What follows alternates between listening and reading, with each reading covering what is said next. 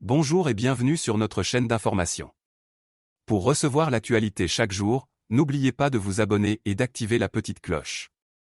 Une version texte est disponible en cliquant sur le lien dans la description. Aujourd'hui le sujet est l'Académie française alerte sur l'usage du franglais dans les publicités. Les immortels tapent du poing sur la table. Dans un rapport rendu ce mardi, les membres de l'Académie française se désolent de l'utilisation toujours plus importante du franglais dans la communication des entreprises, mais aussi des institutions.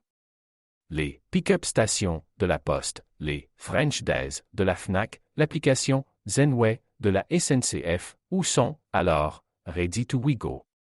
Face à ce dévoiement linguistique, l'Académie française a créé une commission au début de l'année 2020, dont le but était d'étudier la communication institutionnelle depuis 15 ans. Le résultat pointe une envahissante anglicisation de notre langue, a dévoilé Le Figaro. Les collectivités territoriales ne sont pas en reste lorsqu'il faut attirer des touristes ou des entrepreneurs. Start'em-up, Maubeuge, Creative Cities, Maille-Loire-Vallée, Alpes-Isère ont notamment été repérés. Sans parler des slogans publicitaires « Inspired by you all » pour Citroën, « Passion for life » pour Renault ou encore « Motion and Emotion » pour Peugeot. 47% des Français hostiles ou agacés par les slogans en anglais. Selon le rapport de l'Académie française, la saturation de ces termes entraîne un risque de déstructuration de la grammaire ainsi qu'une double fracture sociale et générationnelle dans la société.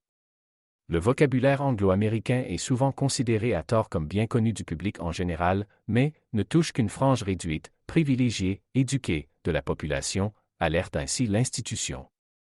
Parmi les Français, ce phénomène compte de nombreux détracteurs. Ainsi, ils sont 47% à indiquer être hostiles ou agacés par les messages publicitaires comportant des mots en anglais, étude du Crédoc en 2020. Une proportion qui atteint les 70% lorsqu'il s'agit de personnes retraitées. Un tiers des interrogés, 32%, estiment même que l'emploi de l'anglais est toujours ou souvent une gêne pour comprendre le message. Allant dans ce sens, l'Académie a appelé à tenir compte de la réalité sociale du pays.